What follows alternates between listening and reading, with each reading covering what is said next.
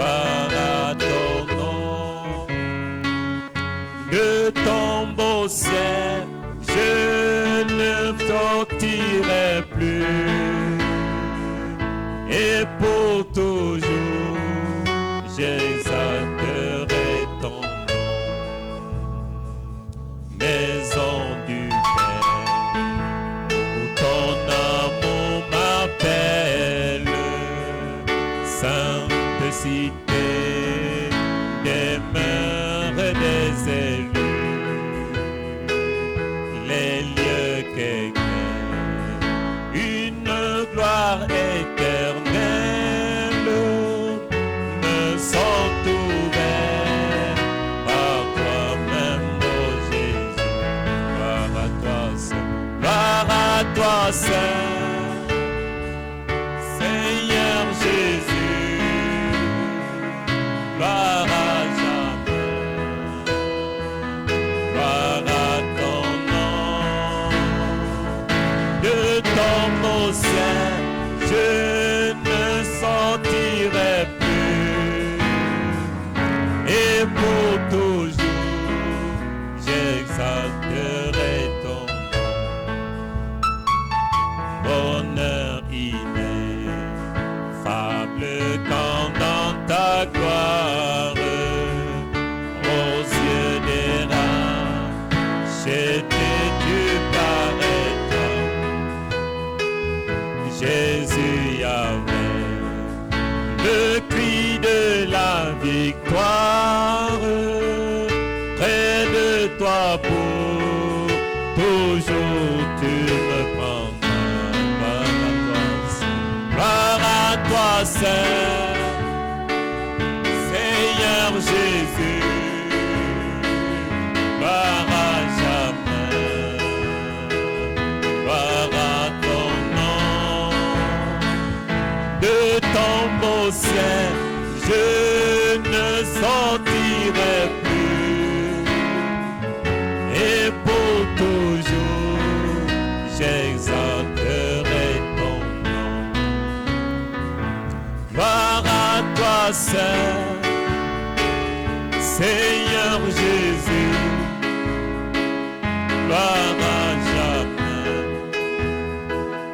gloire à ton nom. De ton beau ciel, je ne sortirai plus. Et pour toujours, j'exalterai ton nom. Je voudrais que tu élèves ta voix et tu commences à donner gloire à celui qui te garde, qui te protège et qui veille sur toi, afin que tu restes et tu demeures toujours dans la maison de Dieu, te conduisant sur le chemin de la vérité, pour que tu hérites le royaume qu'il a préparé à ceux qu'il a d'avance aimé et qu'il a choisi. Et ce soir, si tu es là dans la présence de Dieu, pour encore écouter de lui sa parole, c'est parce qu'il a veillé sur toi. C'est parce qu'il t'a gardé. C'est parce qu'il t'aime. Je voudrais que tu élèves ta voix et tu commences à bénir ce Dieu. Tu commences à bénir son nom. Tu commences à lui dire merci pour ses offerts. Tu commences à lui dire merci pour sa grâce sans faille qu'il ne cesse de manifester dans ta vie. Seigneur éternel, je te donne gloire.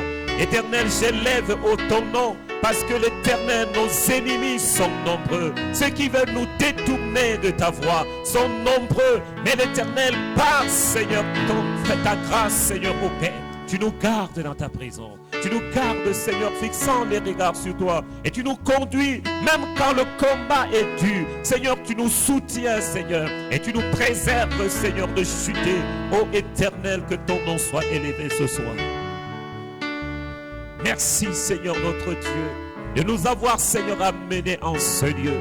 Merci, ô Père, d'avoir, Seigneur, notre Dieu, permis que chacun ici puisse se retrouver là. Malgré, Seigneur, nos occupations, malgré, Seigneur, les pièges de l'ennemi, malgré le découragement que l'ennemi envahissait nos vies avec. Seigneur, tu nous as, Seigneur, arrachés et tu nous as ramenés ici. Que ton nom soit béni. Que ton nom soit béni. Que ton nom soit béni. Que ton nom soit exalté. Je voudrais que tu dises merci au Seigneur pour la santé et la vie, le souffle qu'il te donne. Pour ce qu'il fait dans ta famille, il veille sur ta famille, il veille sur tes frères, il veille sur tes soeurs, il veille sur tes parents, il veille sur ta vie. Puisses-tu bénir le Seigneur ce soir? Puisse lui être reconnaissant. Seigneur, nous avons tellement de raisons pour dire merci. Parce que l'Éternel, si nous sommes debout, si nous avons le souffle, c'est ta grâce. Si nous avons la santé, c'est ta grâce. Seigneur, si nous avons échappé aux accidents, échappé à toute forme d'attaque de monde éternel, c'est ta grâce. Et Seigneur notre Dieu, si nous n'avons pas entendu de mauvaises nouvelles de la part de nos familles, c'est ta grâce. Seigneur, nous te sommes infiniment reconnaissants. Je te dis merci ce soir, parce que l'Éternel, tu l'as fait. Tu nous as promis d'être avec nous, Seigneur, tous les jours de nos vies. Et l'Éternel, nous voyons pendant que nos yeux voient et pendant que, Seigneur, nos oreilles entendent les bonnes nouvelles, nous témoignons, Seigneur, ta fidélité. Sois, Seigneur, élevé. Sois, Seigneur, notre Dieu glorifié. Au nom de Jésus. Il a promis d'être avec nous. Je m'accroche à lui. Je m'accroche à lui. Il a promis d'être avec nous. Sa fidélité durera toujours. Sa fidélité durera toujours. Il a promis.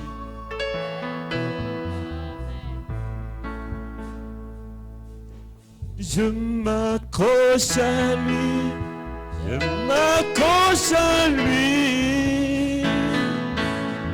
Il a promis d'être avec moi. Sa fidélité durera toujours. Sa fidélité durera toujours. Est-ce que tu peux élever le nom de celui qui est fidèle? Est-ce que tu peux contempler la grandeur et la magnificence de celui qui est fidèle à ses promesses? Il t'a promis d'être avec toi et il veille sur cette promesse. La preuve en est que jusqu'à ce jour, le Seigneur t'a prouvé de jour comme de nuit qu'il est là, qu'il est celui qui te soutient, qu'il est celui qui te défend, qu'il est celui qui te délivre du filet de l'oiseleur. Pourquoi pas l'adorer? Pourquoi pas le lever? Combien de fois l'ennemi a voulu te cribler? Combien de fois les méchants ont voulu en finir avec ta vie? Mais le Seigneur a veillé sur toi. Éternel, tu es bon pour nous. Seigneur, tu as été bon. Tu as été bienveillant, Seigneur, pour nous. Ton amour pour nous, Seigneur, a été sans fin. Seigneur, oh Dieu même, quand l'ennemi, Seigneur, en voulait à nos vies, tu nous as, Seigneur, défendus. Tu nous as sauvés. Tu nous as délivrés. Tu nous as, Seigneur, gardés, maintenus en vie. Pendant que Satan voulait nous cribler, pendant que Satan voulait nous faire tomber, Seigneur, ta présence, Seigneur, ne nous a jamais quittés. Seigneur, nous bénissons ton nom. Pour ta fidélité, Seigneur, nous te glorifions. Pour ta fidélité, Seigneur, nous célébrons ton nom. Pour ta fidélité, nous disons, oh Dieu, il n'y a point de Dieu comme toi. Il n'y a point de semblable à toi. Il n'y a point, Seigneur, de Dieu fidèle que Dieu. Seigneur, oh Dieu, les dieux de ce monde sont trompeurs. Mais toi, Seigneur, tu ne nous déçois jamais. Tu nous rassures de ta fidélité. Quand nous dormons même, Seigneur, dans l'inconscient, ta présence, ta fidélité nous rassure. Que toute la gloire te revienne, Seigneur, ce soir. Que toute la gloire te revienne ce soir. Père éternel, que toute la gloire te revienne. Et que, Seigneur, cette gloire soit établie, Seigneur, au milieu de nous. Que cette gloire puisse s'établir au milieu de nous et règne, ô Dieu. Nous te soumettons, Seigneur, ce jour, afin qu'en toute chose tu règnes. Afin qu'en toute chose tu règnes. Prenne total contrôle, Seigneur. Donne-nous, ô Père, les oreilles du disciple. Et Seigneur, un cœur disposé. Un cœur disposé. Un cœur disposé à l'écoute de ta parole. Un cœur disposé, Seigneur. Nous chassons l'esprit de fatigue au nom de Jésus. Nous chassons l'esprit d'incrédulité au nom de Jésus. Nous condamnons toute présence qui n'honore pas ton nom. Au nom de Jésus, nous ramenons captifs, Seigneur, les raisonnements. Au nom de Jésus, Seigneur, règne en ce soir. Règne en maître absolu. Règne, ô Dieu de gloire. C'est dans le nom puissant de Jésus que nous avons prié. Amen. Amen. Gloire à Dieu. Asseyons-nous dans la présence de Dieu.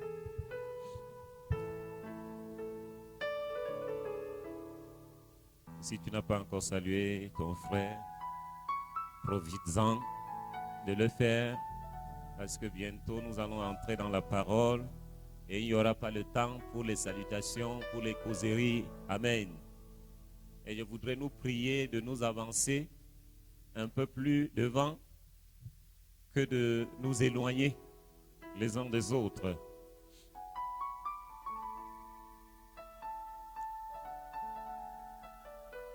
Nous sommes mercredi le 26 février.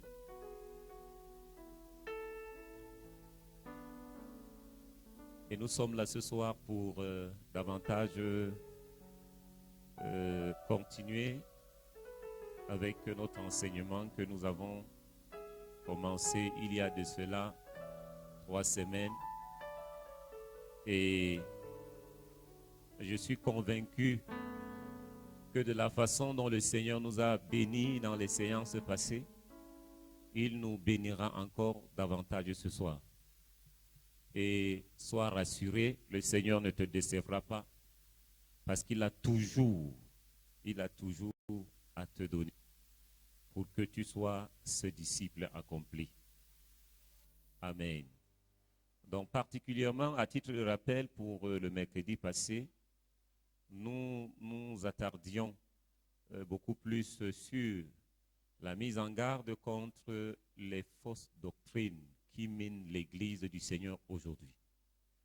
Et il était question de nous interpeller par rapport à un certain nombre d'évangiles qui sont prêchés, par rapport à un certain nombre de doctrines, à une certaine doctrine ou de groupes de doctrines qui sont aujourd'hui enseignés à l'Église, mais qui détournent le peuple de Dieu de l'essentiel, qui nous éloignent du salut, qui est d'ailleurs le but primordial pour lequel le Seigneur Jésus est venu sur terre. Et donc, il est donc question pour nous de nous ramener à la saine doctrine et de ramener, de captiver notre pensée, nos élans dans toutes nos actions à nous concentrer sur la saine doctrine. Donc, ce jour-là, nous avons fait mention de l'évangile de prospérité qui est aujourd'hui véhiculé à l'Église et qui pollue l'Église et qui attire les regards des croyants, des enfants de Dieu vers ce qui est appelé la prospérité matérielle, financière et tout ce qui va avec et qui ramène nos pensées sur les biens éphémères qui sont terrestres et qui sont pour peu de valeur. Nous avons aussi fait mention de la pensée positive et aussi du développement personnel qui est une fausse doctrine aujourd'hui enseignée à l'Église dont l'origine n'est pas biblique. Nous avons aussi parlé de la toute-puissance de l'homme. Nous n'aurons pas à entrer dans les détails. Nous avons aussi parlé du Kingdom Now. Et nous avons dit que cette doctrine consiste à encourager davantage les chrétiens à se focaliser sur ce qui est terrestre non seulement, mais à nous faire comprendre davantage que le royaume de Dieu est terrestre. Il n'y a pas un royaume au ciel, il n'y a pas un paradis quelconque vers lequel nous sommes appelés à aller un jour. Donc le royaume de Dieu, nous devons le vivre sur la terre et nous devons gouverner. Nous devons prendre les places stratégiques dans le monde. Nous devons occuper les hautes fonctions. Et nous avons ce jour-là démontré que cela n'est pas biblique. Et le 6e point, c'était,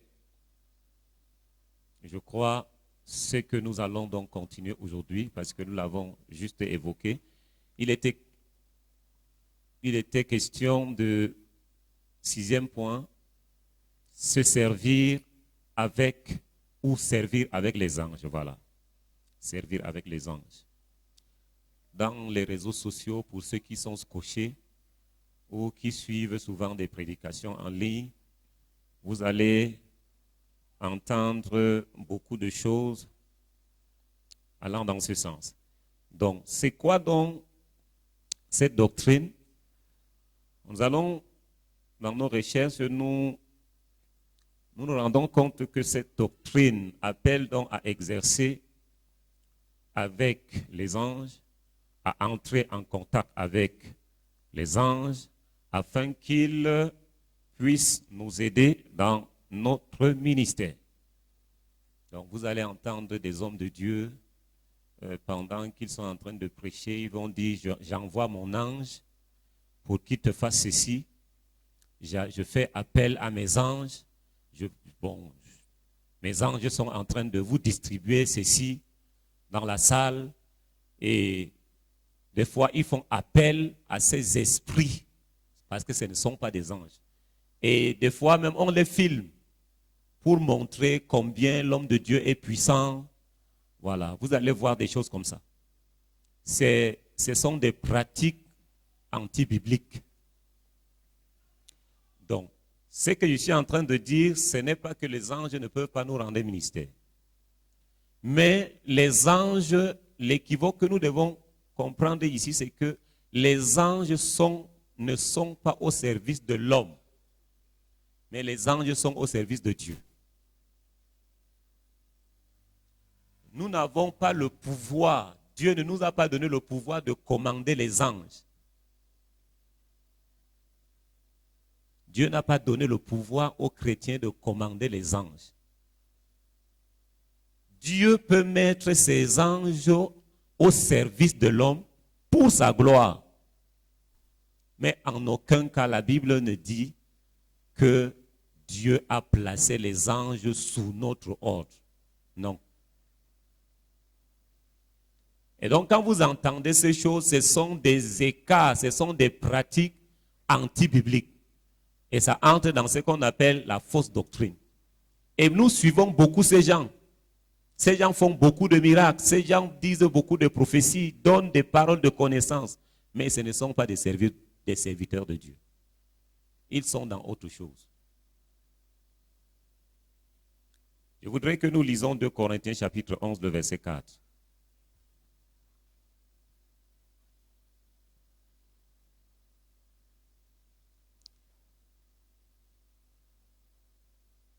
Entre-temps, je vais lire Hébreux chapitre 1, le verset 14, qui dit ceci.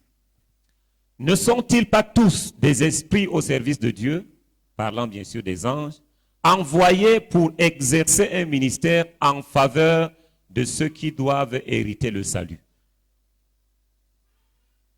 Voilà la fonction ou la relation entre les croyants et les anges de Dieu. La Bible est en train de nous dire ici dans Hébreux 1, verset 14, que les anges sont des esprits.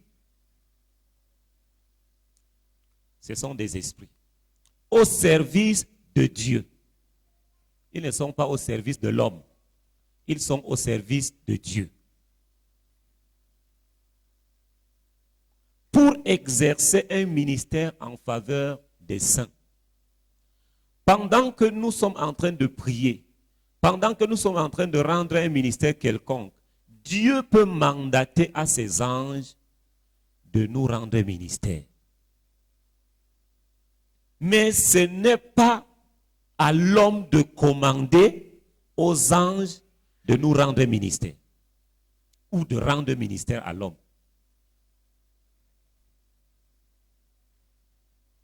Nous pouvons prier que Dieu envoie ses anges. C'est à lui de décider d'envoyer ou pas.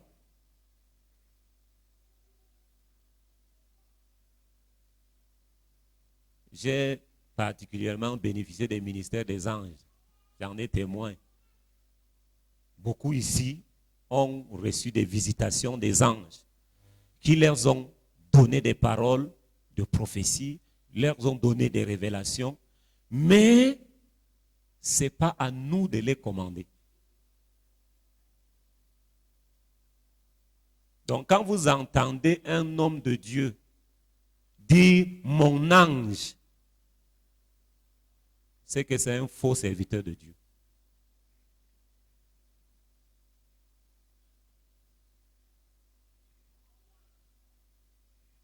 Quel que soit ce qu'il va faire.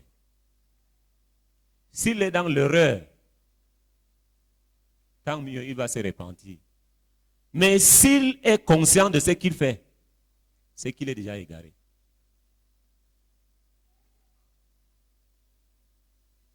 Donc, si nous ne le savions pas, nous devons nous mettre en garde contre ces genres de pratiques. Le point 7, concernant les fausses doctrines, je vais toucher ici les Bibles révisitées. Les Bibles révisitées. Il y a beaucoup de formes, de types de Bibles aujourd'hui, utilisées partout dans le monde.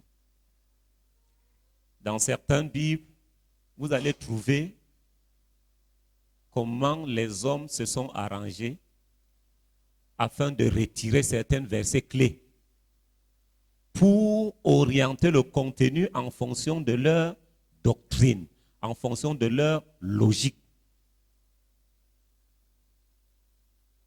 Nous avons à titre d'exemple la traduction de Monde Nouveau.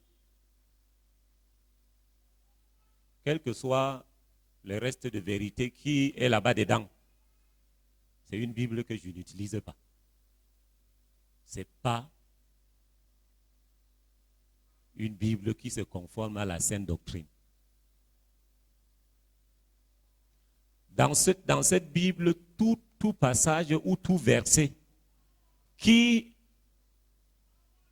témoigne ou qui démontre la divinité de Christ ou encore l'unicité de Christ avec le Père, vous allez trouver que ces versets sont retirés. Parce que pour les partisans de cette doctrine, Jésus-Christ est homme, être humain. Il n'est pas divin. Il n'est pas l'incarnation du Dieu Tout-Puissant. Il est mortel. Voilà. Et pour eux, le royaume le paradis est terrestre. Et je m'arrête là. Donc, si tu as cette Bible-là dans ta chambre, tu ferais mieux de t'en débarrasser. Je ne sais pas comment, mais il faut te débarrasser de ça. Parce que ça ne va pas t'aider, ça va te détruire. Et ça va t'égarer.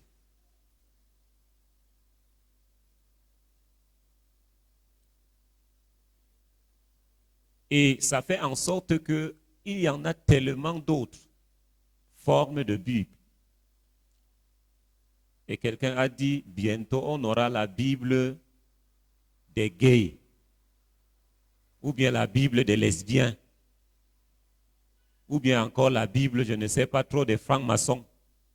On va avoir toutes ces formes de Bible-là. Voilà pourquoi il est très difficile pour moi, même si j'achète quelle version de Bible, j'aurai toujours ma version Louis II 1910. J'aurai toujours cette version-là, parce que c'est la version qui est la plus proche de l'original, du grec ancien. Il y a tellement de versions aujourd'hui, des versets qui sont dilués. Quand tu lis ça, c'est un verset, mais c'est dépourvu de toute sa substance. Là où on frappe très fort sur le péché, là, on allège un peu. Et on allège ça un peu. On change un peu des formes, des synonymes. Ça devient quand même facile à comprendre. Et voilà.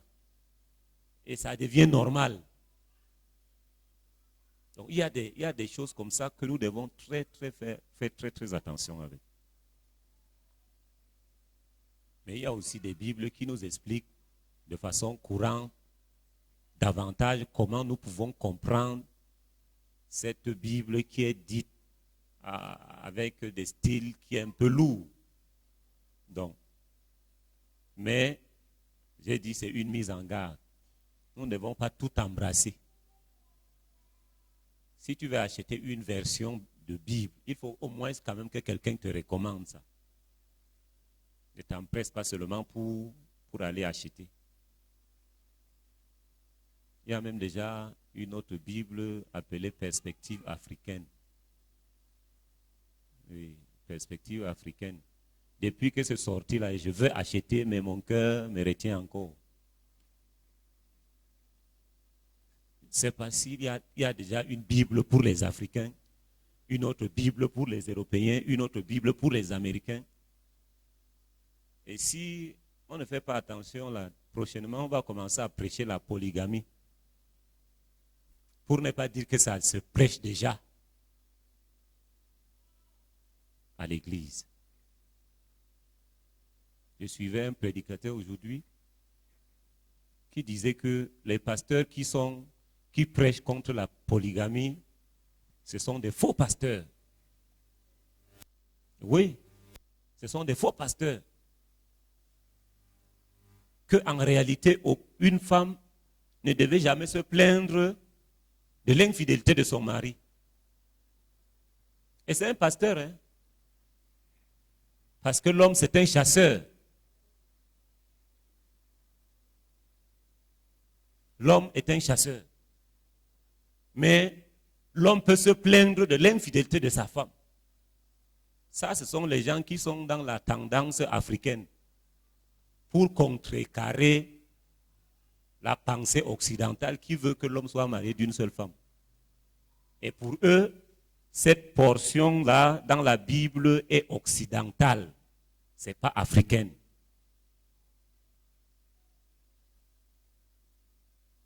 Et la polygamie pour eux n'est pas un péché. Donc, faisons attention.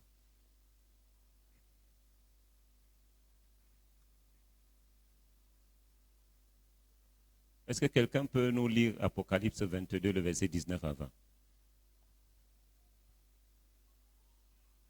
nous allons comprendre pourquoi je suis en train de dire un certain nombre de choses. Est-ce qu'il y a un lecteur dans la salle? Apocalypse 22. Oui? Oui, 18-19.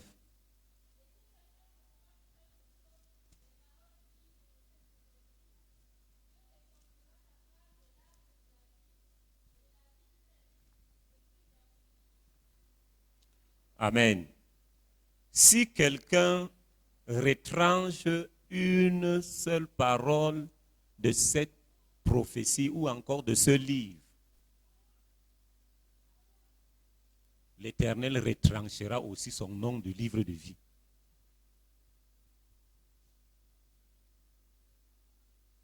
Et je ne sais pas quelle est l'inspiration que les gens qui sont en train d'enlever certains versets de la Bible aujourd'hui ont eu. C'est pas leur inspiration là, ça sort d'où? Je ne sais pas s'ils ont connaissance de ce verset. Mais ils vont quand même trouver une raison pour le faire. Donc, nous comprenons donc que ce qui a déjà été écrit là, Dieu dit que personne ne retranche une seule lettre de ce qui est déjà écrit. Retirer une lettre n'est pas forcément seulement dans l'écriture, mais dans l'inobservation aussi. Ça veut dire que le Seigneur exige le respect scrupuleux de ce qui est déjà là. Et la Bible dit que si on écrivait tout ce que Jésus a fait, aucune maison n'allait le contenir. Donc, ce qui est déjà là, l'essentiel qu'on nous a laissé, on veut encore retirer dedans. Parce que ça ne nous arrange pas.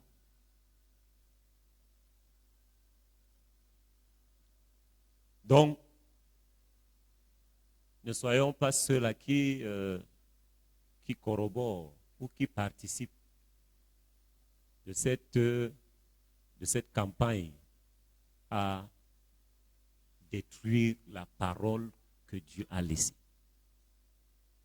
à ceux qui croiront en lui, à dépouvoir la Bible de son contenu.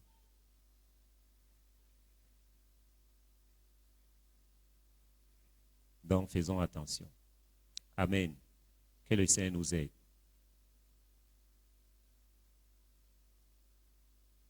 Polygamie, consommation de l'alcool. Nous sommes sauvés par la foi et on n'a pas besoin de vivre toujours dans la sanctification pour aller au ciel. Jésus nous a sauvés, il nous a pardonné de tous nos péchés. Et il a dit à la croix que tout est accompli.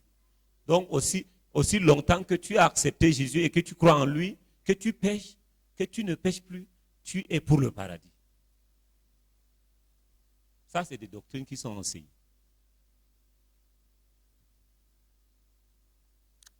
Mais nous allons comprendre plus tard, quand nous allons évoluer, que cette assertion n'est pas vraie. La légalisation de l'immoralité aujourd'hui à l'église, dans certaines églises, on va voir ça tout à l'heure dans les détails, dans les prochains points que nous allons toucher. Ce sont des pratiques qui existent aujourd'hui à l'église et que nous devons faire attention. Le point 8, ou encore la huitième doctrine que j'ai aussi évoquée, c'est la doctrine de Balaam. La doctrine de Balaam, c'est évoqué dans la Bible, dans Apocalypse chapitre 2, le verset 14. La doctrine de Balaam. Nous connaissons tous l'histoire de Balaam dans les livres de Nombres. Balaam était un prophète du diable. C'était un devin. Il avait la capacité de voir dans le spirituel. Il avait la capacité de maudire et de bénir. Et la Bible dit que pendant que le peuple d'Israël sortait de l'Égypte pour entrer en Canaan, arrivé au pays de Moab, où Balaam habitait dans ce pays-là, vivait dans ce pays. Il a été interpellé par le roi Balak au fin de maudire le peuple d'Israël. Et la Bible dit, à 7 reprises, il a voulu maudire Israël.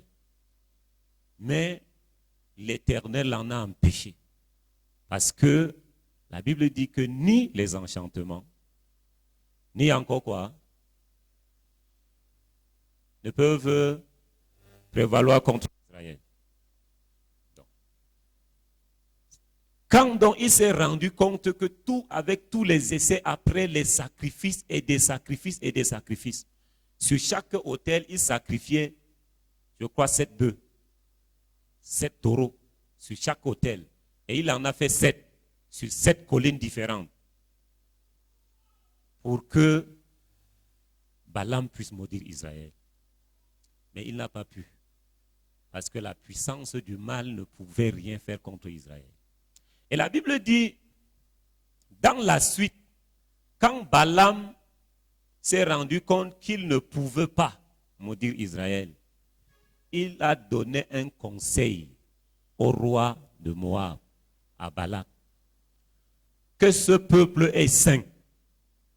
Et aussi longtemps qu'il est saint, il ne pourra pas être maudit.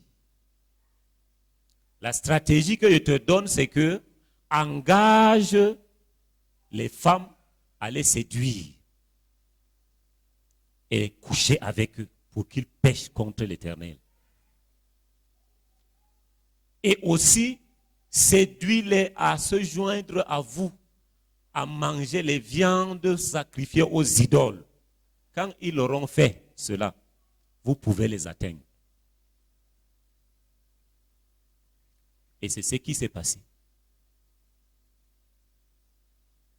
Les femmes moabites ont commencé à séduire les hommes d'Israël et le péché les a infiltrés. Aujourd'hui, à l'Église, cette doctrine est enseignée par certains hommes de Dieu. Ils vont vous dire, par exemple, que en Israël, on forçait les hommes à payer la dot des femmes lorsque ces hommes arrivaient à les violer. Donc si tu n'avais pas violé la fille, tu n'étais pas obligé de la doter. Et ils vont plus loin pour dire que il ne faut pas marier la sœur sans coucher avec elle. Donc il faut d'abord tester. Et ce que je suis en train de vous dire là, c'est des pasteurs qui enseignent. Et il y en a beaucoup de chrétiens qui croient à leur prédication. Qu'il faut d'abord se connaître avant le mariage. Sinon, vous saurez comment que ça va marcher.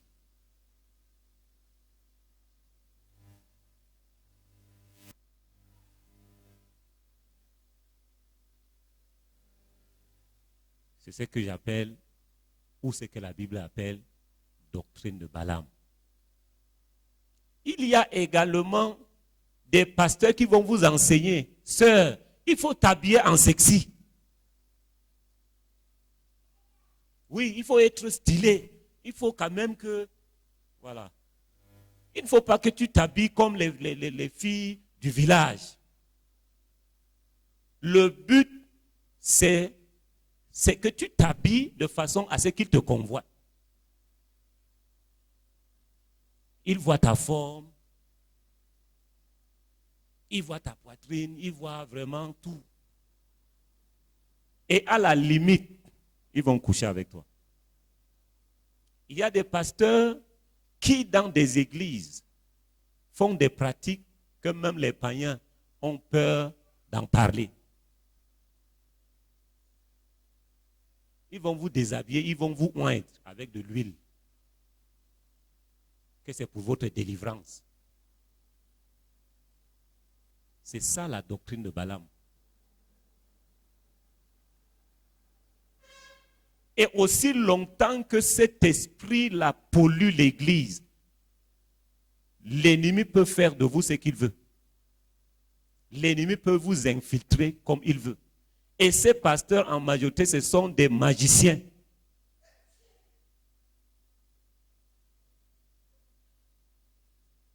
Et ils vont coucher avec les femmes, avec les sœurs de l'Église.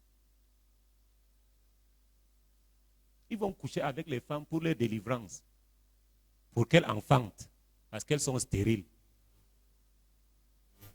Et que c'est comme ça que la délivrance de l'autre là se passe. Et la cousine de cette doctrine-là, on appelle ça la doctrine de Nicolaïte. C'est le 9e point et c'est la 9e doctrine. La doctrine de Nicolaïte, dans Apocalypse 2, le verset 15. Vous allez voir les deux versets se suivent. La doctrine de Nicolaïte, c'est quoi?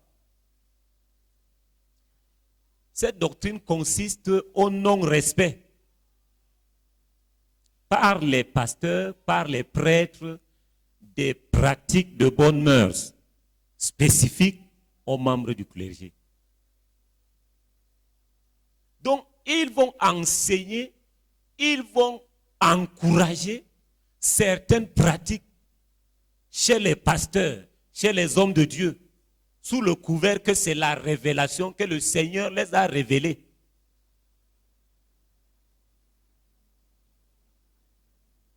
J'ai suivi l'histoire d'un pasteur kenyan que le gouvernement a arrêté. On l'a enfermé en prison parce qu'il couchait avec les femmes, avec les sœurs de l'église, que c'est pour leur délivrance. Et pendant qu'on l'a mis en prison, là-bas en prison, il dit au gouvernement qu'on l'a mis en prison, mais on n'a pas mis ses organes génitaux en prison. Vous pouvez imaginer jusqu'à quel niveau l'iniquité est entrée à l'église sous le vocal de la spiritualité.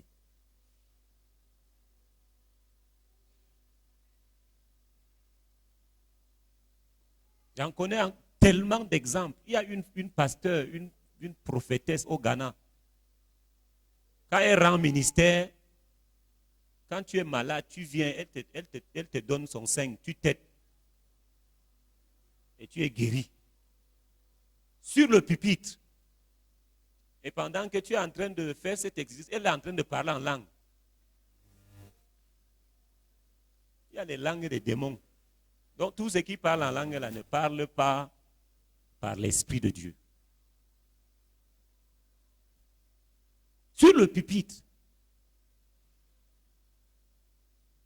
Donc, quand vous rencontrerez ce genre de choses, ce genre de pratiques dans une église, essuyez les poussières de vos pieds, sortez. Dieu n'est pas là-bas. Sortez. Ça là, c'est depuis, il y a de cela 2000 ans, ces choses se faisaient à l'église.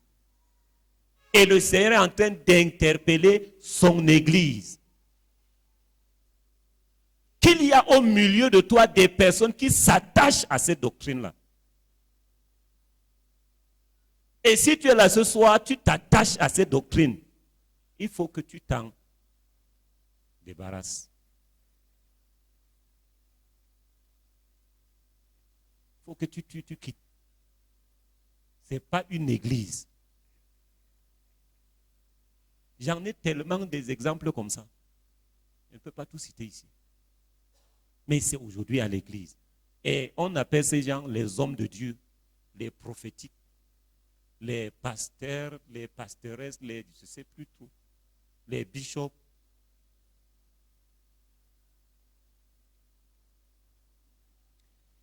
Que le Seigneur nous aide. Que le Seigneur nous aide. Et que cette doctrine-là ne passe pas par toi pour entrer à l'église.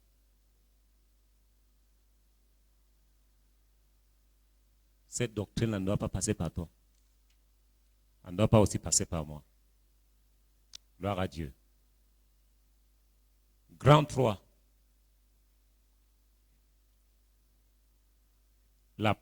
De la possibilité de perdre son salut. Ou encore la possibilité de tomber sous la disgrâce. C'est la troisième grande partie de notre enseignement. Nous allons aller très vite. Et pour cela, nous allons noter Matthieu chapitre 7, le verset 21 à 23.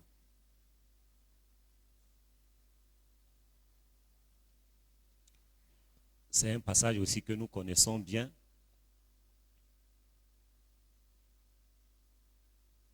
Est-ce que quelqu'un peut nous aider rapidement? Matthieu 7, 21 à 23.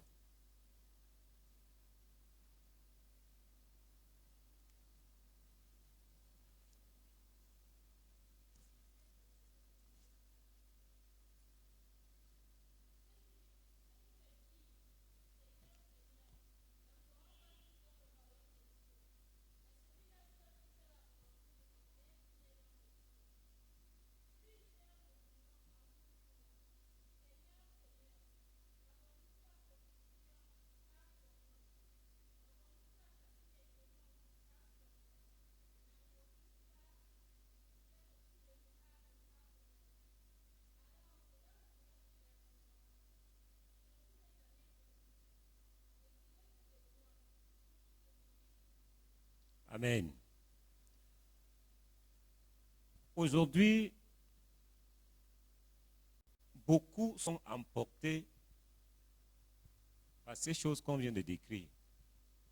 Parce que l'homme de Dieu prophétise, parce que l'homme de Dieu fait beaucoup de miracles, parce que l'homme de Dieu a guéri ma grand-mère, parce que l'homme de Dieu a fait ceci, parce qu'il a donné une prophétie sur ma vie, ça s'est réalisé, c'est mon père spirituel et je dois le défendre coûte que coûte. Et quand on te dit, fais attention, la personne est capable de te lapider. Parce que c'est son père spirituel. Parce que c'est son homme de Dieu là-bas. Parce que c'est lui, c'est lors peut-être de sa croisade que tu as donné ta vie à Jésus. Et ça fait en sorte que tu fermes tes yeux sur tout mauvais caractère ou sur toute autre forme de pratique qu'il fait et qui n'est pas conforme à la parole de Dieu. Et quand on attire ton attention, que fais attention. Peut-être parce qu'on a des preuves, tu ne sais pas. Et tu vas le défendre mordicus. C'est un homme de Dieu. Une sœur nous a dit un jour, pendant qu'on faisait sa délivrance, je ne vous permets pas de parler comme ça de mon père spirituel. Qui d'ailleurs est un faux homme de Dieu. Un faux homme de Dieu. Et on avait toutes les preuves. Et après ça, cet homme de Dieu lui a ordonné de quitter l'aumônerie. Et l'expression qu'il a utilisée à l'époque, il a dit aux parents de la sœur que ta fille, je n'arrive plus à contrôler ta fille, je n'arrive plus à la saisir dans le spirituel. Elle est entrée quelque part où elle ne devait pas entrer. Et elle était venue ici pour les études. On l'a retirée de l'aumônerie. Non seulement on l'a retirée de l'aumônerie, on l'a rappelée au village. Elle devait rentrer. Et ce pasteur avait initié cette sœur-là dans des pratiques bizarres.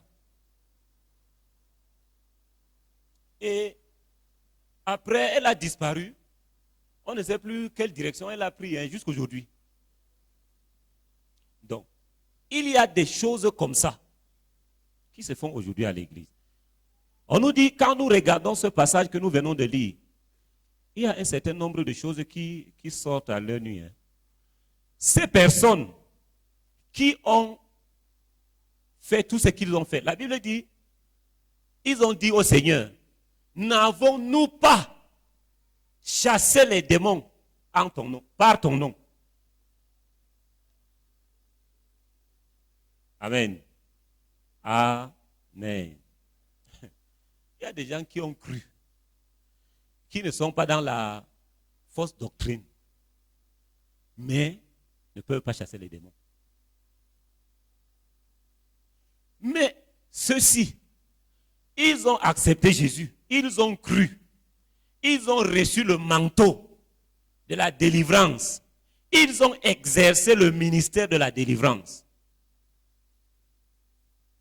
Mais il y a quelque chose qui n'allait pas dans leur vie. L'iniquité, le péché. Malgré qu'ils ont fait tout ça, ils ont reçu le baptême du Saint-Esprit, ils ont reçu la plénitude du Saint-Esprit, ils ont manifesté les dons, ils ont exercé le ministère. Ils étaient des pasteurs, ils étaient des évêques, ils étaient des pasteurs nationaux, internationaux. Mais le jour du jugement, ils se sont présentés devant Jésus. Jésus a dit, éloignez-vous de moi, car je ne vous ai jamais connu. Jamais connu. Ils ont perdu le salut, pourquoi? Pas parce qu'ils n'ont pas accepté Jésus. Mais parce que malgré qu'ils ont accepté Jésus, ils ont fait amitié avec le péché. Et ils ont caché leur péché. Et ils ne se sont jamais détournés. Quand on les reprochait, ils trouvaient toujours des versets bibliques pour expliquer leur position et rester dedans. Ils n'avaient jamais eu la pensée de se repentir de ce péché-là. Peut-être c'était l'orgueil. Peut-être ils aimaient trop se vanter. Peut-être ils aimaient que les gens les adorent, que les gens les célèbrent. Peut-être ils couchaient avec les femmes à l'église. Peut-être ils enseignaient des fausses doctrines.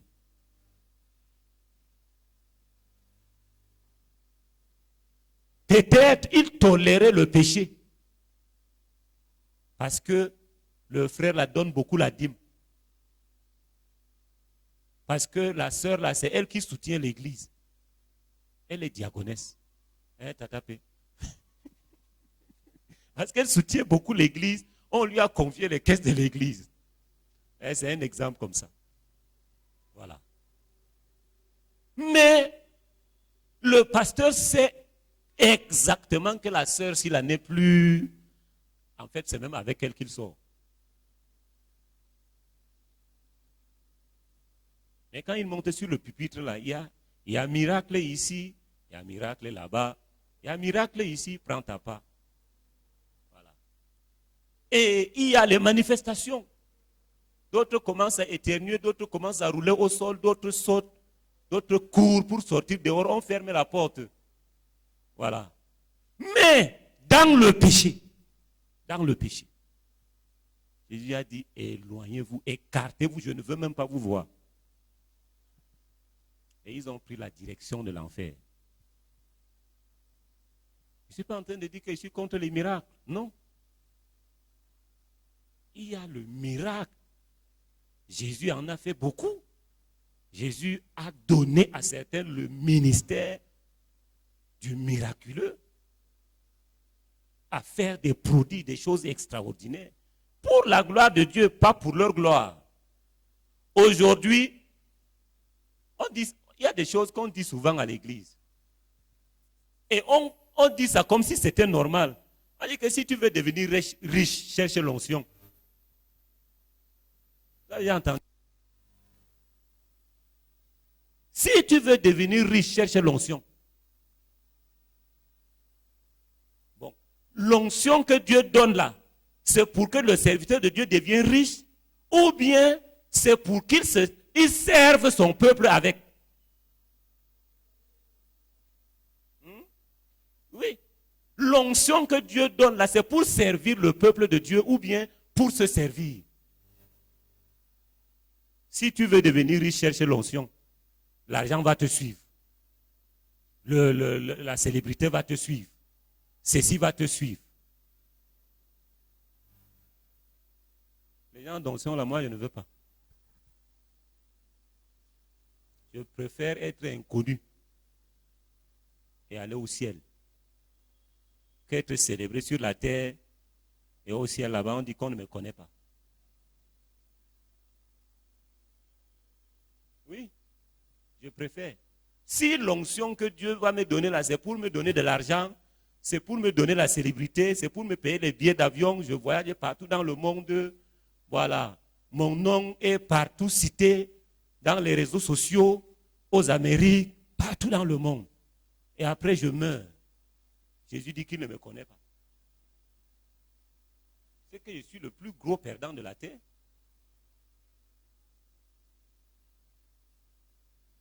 Ils ont fait tout ça. Jésus ne les a pas connus. Jamais. Donc quand il faisait le théâtre, là, Jésus tournait son regard comme ça. Finissez de faire ce que vous êtes en train de faire là, moi, je vous attends.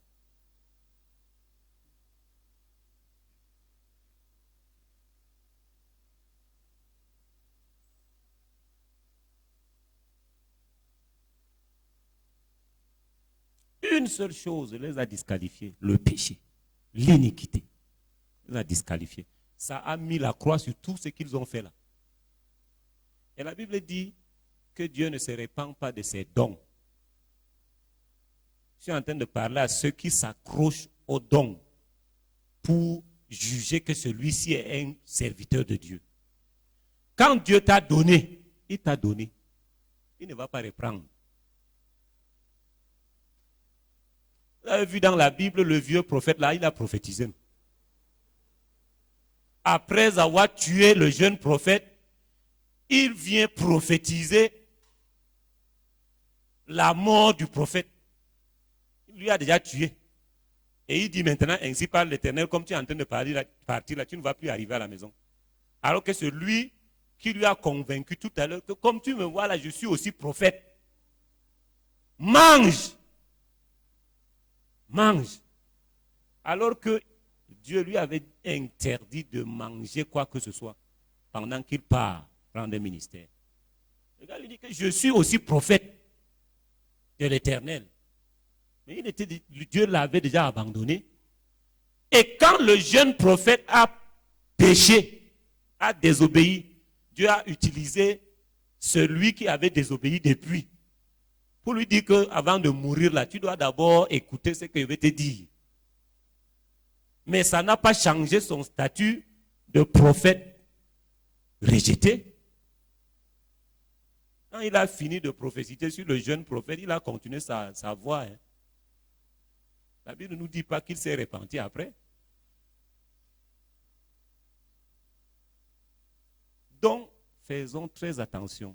La Bible dit que vous les reconnaîtrez à leurs fruits. Pour juger qu'un homme de Dieu est un vrai serviteur de Dieu, voyez sa vie. Voyez sa vie. Voyez ses œuvres, le fruit de l'esprit qui est en lui. Qu'est-ce qui se manifeste, qu'est-ce qui se dégage dans son langage, dans sa pratique quotidienne, dans sa relation avec les hommes. Est-ce qu'il est droit? Est-ce qu'il est juste? Est-ce qu'il est correct? C'est ça qui détermine qui est enfant de Dieu, qui est serviteur de Dieu ou pas. Ce n'est pas les miracles, ce n'est pas les dons spirituels, ce n'est pas les manifestations, même les démons font ça. Mais la différence, c'est que tu ne vas jamais trouver la vérité, l'amour, dans le cœur du démon. Il peut faire les miracles, mais il reste toujours méchant, criminel, cruel. Les faux hommes de Dieu sont comme ça. Ils vont faire les miracles sur le pupitre. Mais quand ils descendent ici, il va te gifler. Il va te gifler. Il va te regarder dans les yeux, il te ment.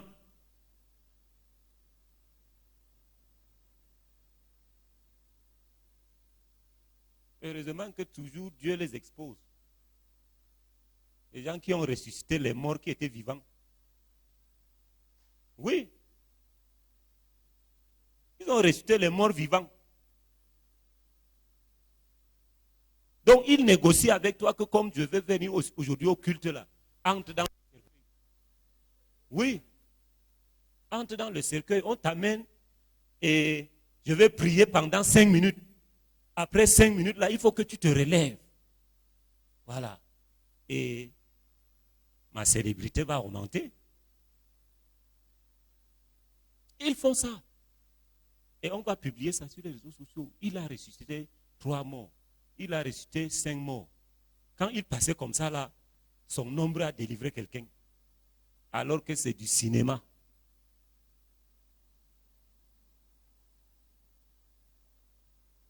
Et ils le font avec la Bible en main. C'est ça même qui est plus dangereux encore. Ils le font avec la Bible en main. D'autres vont vous dire aux membres de leurs églises, quand vous êtes en danger, quand vous avez des problèmes chez vous, prenez ma photo, mettez ça sur votre poitrine. Ma photo. Donc la photo de l'homme de Dieu là est collée. Et quand on veut prier, on invoque le Dieu de l'homme de Dieu. Mais quelle doctrine? Ils sont dans vos chaînes de télévision, vous les suivez. Oui, vous les suivez. Beaucoup même. Et vous croyez à ce qu'ils disent. Vous croyez à ça?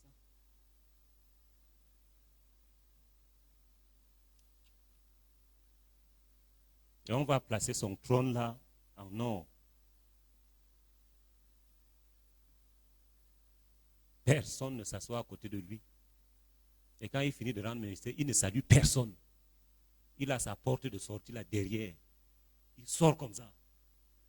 Il va revenir encore dimanche prochain. Aucun contact avec les membres de l'Assemblée.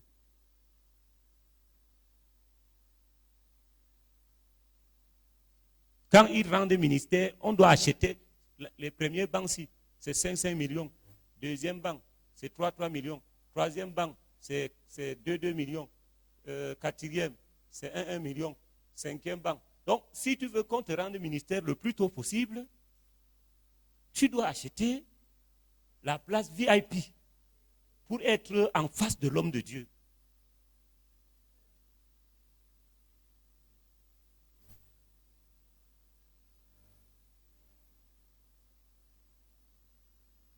Et c'est eux que vous suivez. Vous les suivez beaucoup. Vous avez reçu gratuitement, donné gratuitement. Qu'est-ce qui s'est passé qu'aujourd'hui la guérison se vende à l'église? Qu'est-ce qui s'est passé? C'est la même Bible que nous lisons là.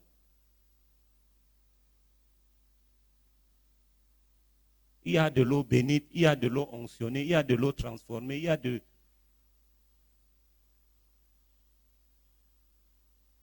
Et on doit acheter. Si tu veux enfanter, viens avec tes 500 000. Si tu veux avoir le boulot, viens avec 1 million. Si tu veux avoir ceci, viens avec tel montant. Et les gens sont remplis comme ça là-bas dedans. Quand ils parlent, on dit, wow, prophéticos.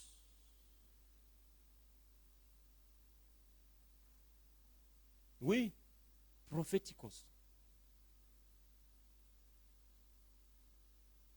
Oui, c'est ça qui se passe. Et quand on commence à citer les grands hommes de Dieu, leur nom vient en premier. Hein. Leur nom vient en premier. Et on les classe. On les classe. Tel a 140 000 membres dans son assemblée. Tel autre a 500 000 membres dans son assemblée. Et c'est les choses comme ça qui se passent là-bas. Et les gens, avec leur Bible, sont aveuglés avec.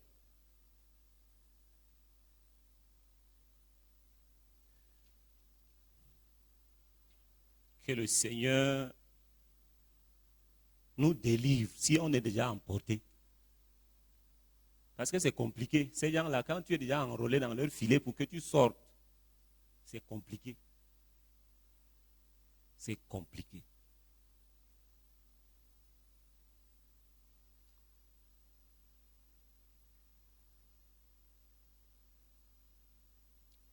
Une autre chose qui peut amener quelqu'un à perdre son salut. La Bible appelle ça le péché impardonnable ou encore le blasphème contre le Saint-Esprit.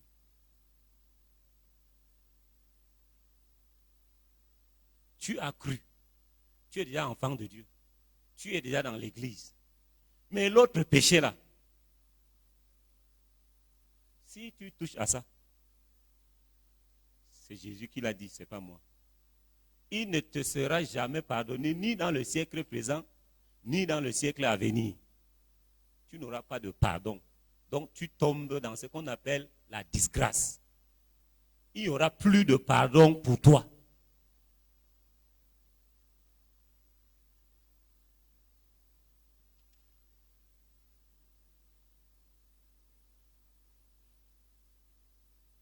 Et quand on parle du blasphème contre le Saint-Esprit, il y a deux aspects qu'il faut retenir.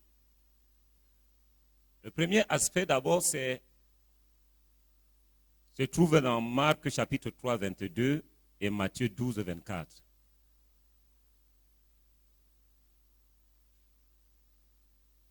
Jésus était en train de rendre ministère, quelque part. Et pendant qu'il rend ministère, il délivre, il chasse les démons, il guérit les malades. Et la Bible dit que les pharisiens sont arrivés, les pharisiens et les scribes sont arrivés et ils ont dit, Jésus fait ces miracles, chasse ces démons par la puissance de Belzéboul, c'est-à-dire le prince des démons ou encore le diable. Belzéboul aussi peut renvoyer à un dieu païen. Dans le Moyen-Orient, c'était un des dieux que les Philistins aussi adoraient. Donc, il est considéré comme le prince des démons, le chef des démons. Et ils disent que ce que Jésus fait là, il le fait par la puissance des princes des démons. Et Jésus a qualifié cela de blasphème contre le Saint-Esprit. Donc, autrement dit, le blasphème contre le Saint-Esprit, c'est le fait de donner au diable, le fait de taxer de diabolique ce que l'Esprit de Dieu a fait. Et quand tu te retrouves dans cette posture-là, Jésus dit que il n'y a plus de pardon pour ce genre de péché.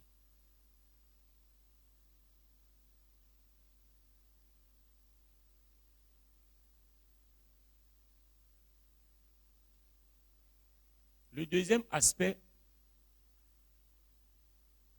ça rejoint ce que nous étions en train d'expliquer un peu plus haut. C'est le fait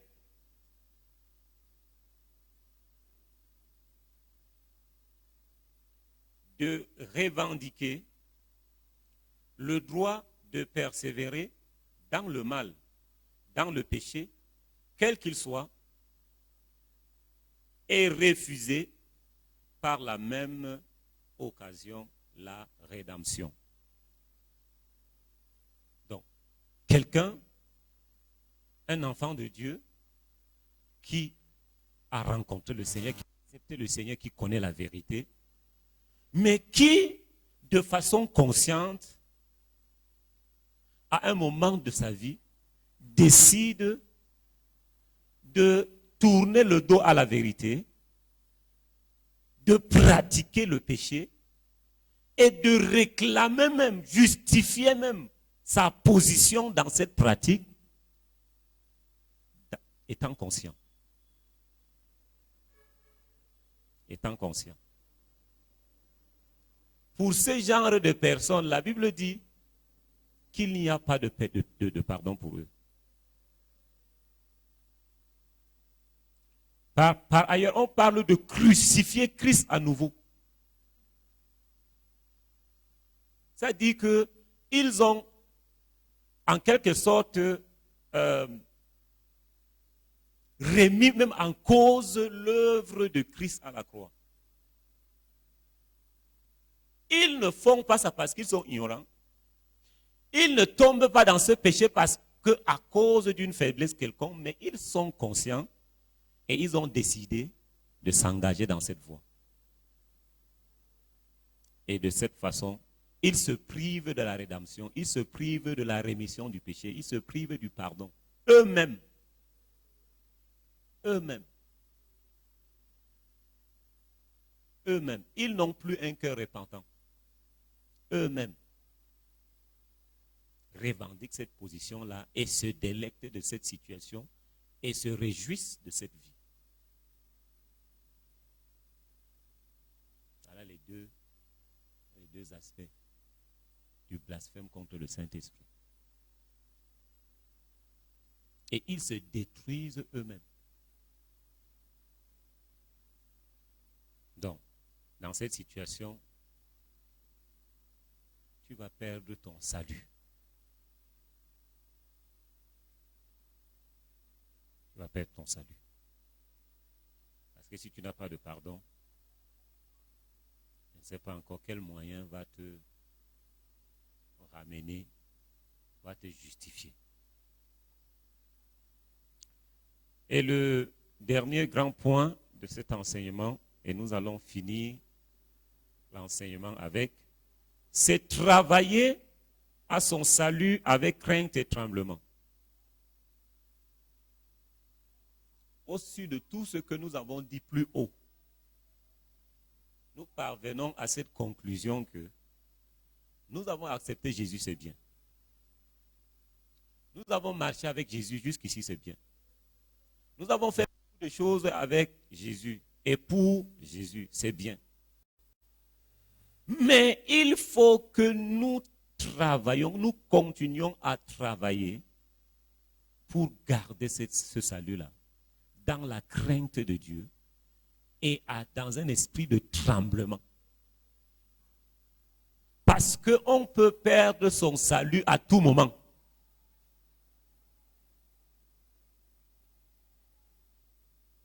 On peut perdre son salut à tout moment.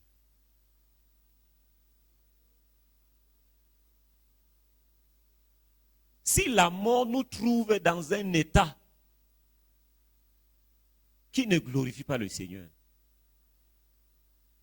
il n'y aura pas de pardon après la mort. Il n'y aura pas le purgatoire. Il n'y aura pas une deuxième chance où on va aller vraiment se laver, se purifier, afin de trouver grâce devant Dieu après sa mort. Il n'y aura pas.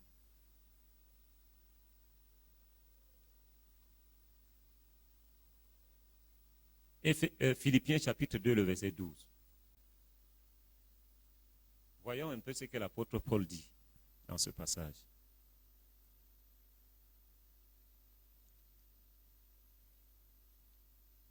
Notons aussi Matthieu 7, le verset 23 et 1 Corinthiens 9, le verset 27.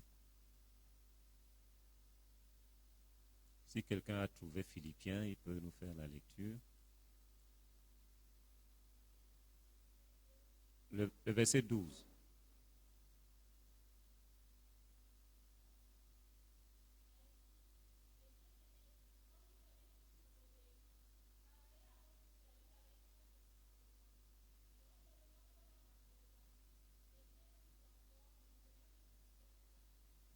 Amen. C'est une recommandation, c'est un commandement que l'apôtre Paul est en train de donner aux Philippiens. Il leur rappelle que vous avez toujours obéi. Mais, maintenant que je ne suis plus avec vous, que cette obéissance-là demeure. Que cette crainte que vous avez manifestée à l'égard du Seigneur demeure. Pourquoi? Parce que Paul s'est rendu compte à cette époque qu'il y avait des chrétiens que quand ils sont à l'église, ils sont Marie et Joseph, ils sont clean, pro, saints. Mais quand ils sortent de l'église, ils font toute autre chose que les païens font. Aujourd'hui aussi, ça se passe à l'église. Quand on est à l'église comme ça, tout le monde est holy. Tout le monde est saint. Tout le monde est pro. Tout le monde est sans tâche. Mais quand nous sommes au campus, quand nous sommes dans nos mini-cités, quand nous sommes à notre sortie de récréation, de pique-nique avec nos camarades, avec nos amis, avec les membres du club, on oublie qu'on est chrétien. Et l'apôtre Paul dit que si vous devez obéir à Dieu, vous devez servir le Seigneur avec crainte, que ce soit en présence d'un frère, que ce soit en présence du pasteur ou non, sachez que vous devez garder, conserver votre corps, votre esprit, votre âme pure. Il leur recommande ça. Parce que si ils dérogent à cela, ils peuvent perdre leur salut. En fait, ils vont perdre leur salut. Donc, mieux on dit que tu es trop radical. Mieux on dit que tu es trop carré. Mieux on dit que tu es invivable. Et que le ciel t'apprécie. Parce que tu ne cautionnes pas le péché. Tu ne cautionnes pas les pratiques mondaines. Il vaudrait mieux que les hommes te rejettent parce que tu aimes trop le Seigneur que d'être les amis, leurs amis, et après perdre son salut. Et dans le livre de Matthieu 7, le verset 23, c'est le verset que nous avons lu plus haut. Le Seigneur a dit, éloignez-vous de moi, vous qui commettez l'iniquité. Si tu commets l'iniquité, ta destination c'est l'enfer. Si tu marches dans l'impureté, tu n'hériteras pas le royaume. Voilà pourquoi tu dois travailler avec crainte et tremblement. Dans 1 Corinthiens 9, 27, l'apôtre Paul dit, je traite durement mon corps et je le tiens assujetti.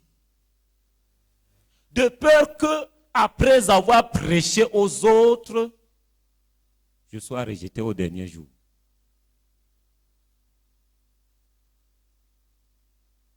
Donc c'est chacun qui doit se donner ce devoir, cette discipline de conserver son corps, son esprit, son âme, son être pur pour attendre Jésus, pour attendre le jour du jugement, pour attendre l'avènement du Christ. Parce que quand tu es seul dans ta chambre, tu as fermé les portes et tout bon, tu peux faire du n'importe quoi avec ton téléphone parce que personne ne te voit, non. Tu dois craindre l'Éternel et non un homme. Il n'y a pas une fenêtre, un mur qui va empêcher que Dieu te voie. Ça n'existe pas. Même les bunkers qui ont une épaisseur peut-être de 8 mètres, Dieu voit dedans. Même si tu entres dans le sous-sol, tu le fais dans le sous-sol. Dieu voit. Donc nous avons intérêt à travailler à notre salut avec crainte et tremblement tous les jours de nos vies. Tous les jours de nos vies. Parce que ça dépend de nous. Dieu dit, je mets devant toi le mal et le bien. Mais je te conseille de choisir le bien. Ça veut dire que tu as le pouvoir de choisir, de faire ce qui est bien, de faire ce qui est conforme à la parole de Dieu. Tu as ce pouvoir-là. Dieu t'a donné ce pouvoir parce qu'il t'a donné son esprit et il est avec toi. Dans tous tes engagements, il te soutient. Donc, il est inadmissible donc que nous demeurons ou encore que nous négligeons notre vie, nous laissons emporter par le péché, par la chair, par la séduction du monde. par ses attraits multiformes que le monde de ténèbres nous présente.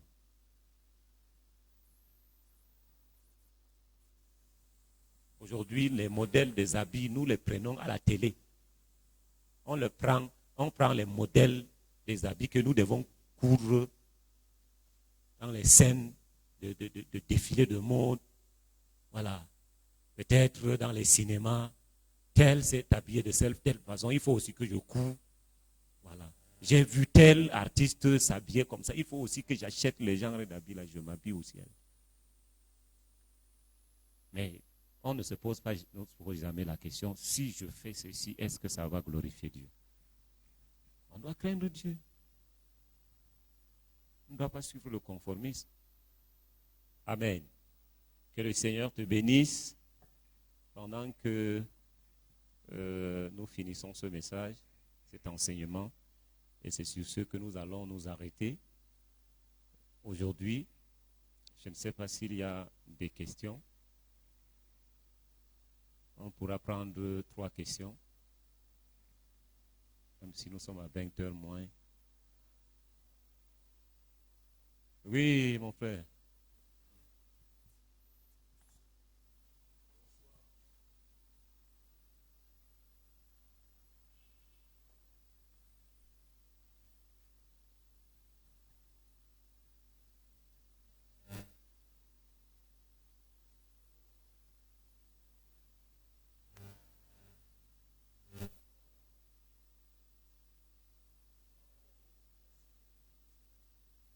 Oui.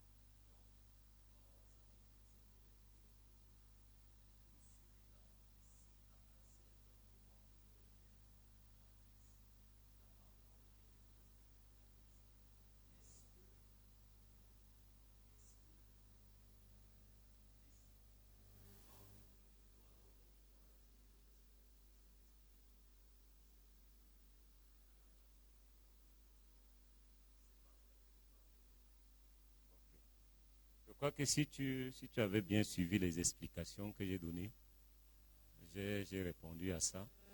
En tout cas, j'ai explicité. Il ne s'agit pas ici de quelqu'un, comme tu as dit, qui connaît la voie à suivre et qui, à un moment donné, a dérapé et qui est revenu. J'ai dit ceci, quelqu'un qui se revendique le droit de pratiquer et d'y demeurer. Et c'est parce qu'il refuse de revenir, il demeure dans cette position-là, lui-même se prive de la rédemption. Oui.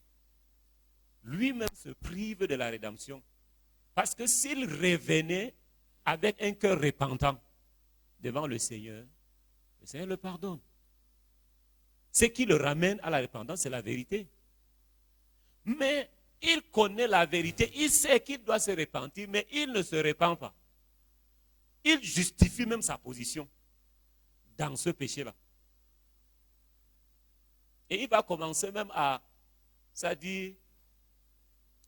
fustiger la foi chrétienne au milieu des païens.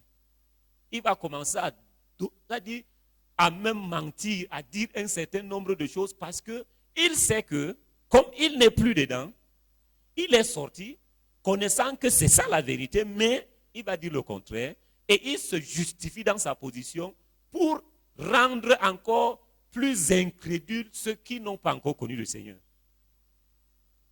C'est ce genre de cas. Il y a des enfants de Dieu comme ça. Que même si tu leur prêches l'évangile, comment après? Ils ne vont plus revenir. Ils ont déjà choisi leur position. Ils ont déjà choisi. Oui.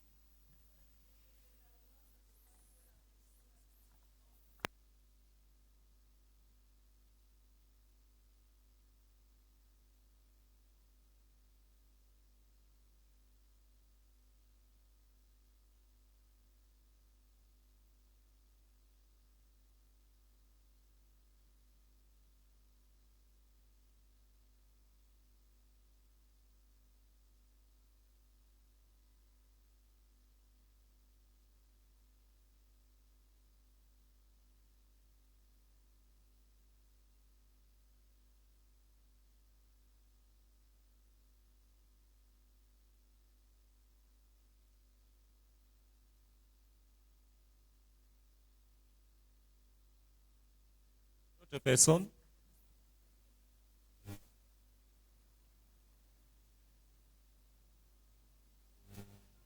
Je donne deux possibilités. S'il y a deux personnes qui ont une question, vous les posez, on va répondre à ça et on va clôturer pour aujourd'hui. Le reste, on pourra gérer ça après. Oui, ma soeur Coco.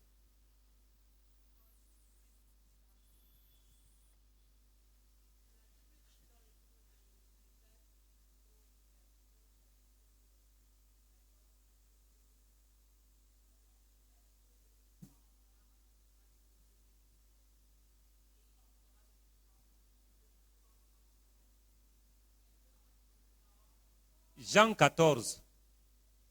Oui.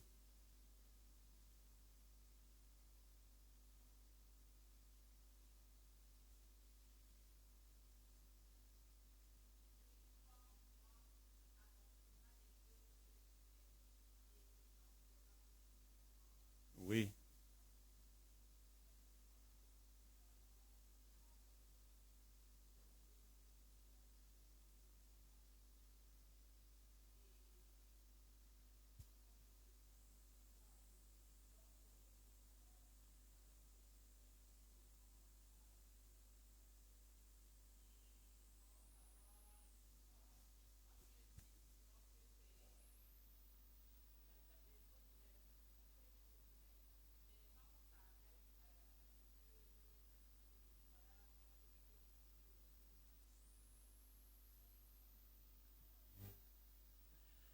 Ok. Ta question est un peu bizarre, comme tu as dit. Bon, quelqu'un a dit quelque part la question bizarre, réponse bizarre, mais ce soir, ça ne sera pas quand même ça. On va te répondre.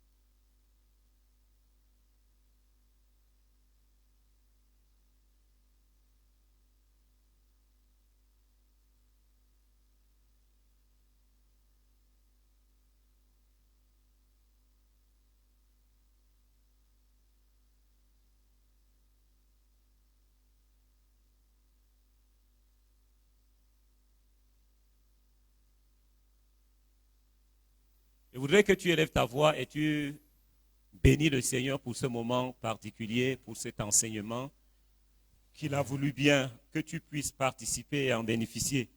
Depuis le début, d'autres ont pris la voiture, le train en cours. Et tout ceci, je crois que chacun a reçu sa part. Et particulièrement encore ce soir, prie pour ce que tu as reçu. Et surtout que le Seigneur vraiment te donne de discerner toute fausse doctrine qui ne corrobore pas avec la parole de Dieu, avec la sainte doctrine, et tout faux homme de Dieu qui véhicule ces genres de pensées, ces genres de doctrines aujourd'hui en milieu chrétien. Qui te préserve de cela. Nous sommes dans la prière. Seigneur notre Dieu, nous te prions dans le nom de Jésus parce que tu nous aimes et tu ne veux pas que nous nous égarons. Tu ne veux pas que, Seigneur, nous soyons emportés par n'importe quel vent de doctrine. Je prie donc, Seigneur, dans le nom de Jésus. Seigneur, accorde-moi la grâce, Seigneur, d'être sensible à l'Éternel par ton esprit et de pouvoir discerner, Seigneur, quelle est ta volonté. De discerner, Seigneur, notre Dieu, la fausse doctrine et de pouvoir, Seigneur, ô Dieu de gloire, m'en séparer, de ne pas, Seigneur, m'attacher à ces doctrines qui infiltrent de plus en plus ton Église au nom de Jésus. Seigneur, donne-nous, Seigneur, ô Dieu, d'aller au-delà, Seigneur, et de nous attacher à l'essentiel. Pas, Seigneur, ô Dieu, au superflu, pas, Seigneur, aux fausses doctrines, et surtout, ô Dieu, de m'éloigner de l'iniquité. Parce que l'Éternel, tu as dit dans ta parole, que quel que soit ce que nous aurions fait sur la terre, aussi longtemps que l'iniquité, Seigneur, est en nous, Seigneur éternel, nous sommes disqualifiés. Nous sommes privés, Seigneur, de ton salut. C'est pourquoi nous prions, Seigneur, en ce soir, que cette parole reste aggravée dans notre cœur, reste attachée dans notre cœur. Et Seigneur, que nous ne nous séparons point, Seigneur, de cela. Et que l'Éternel nous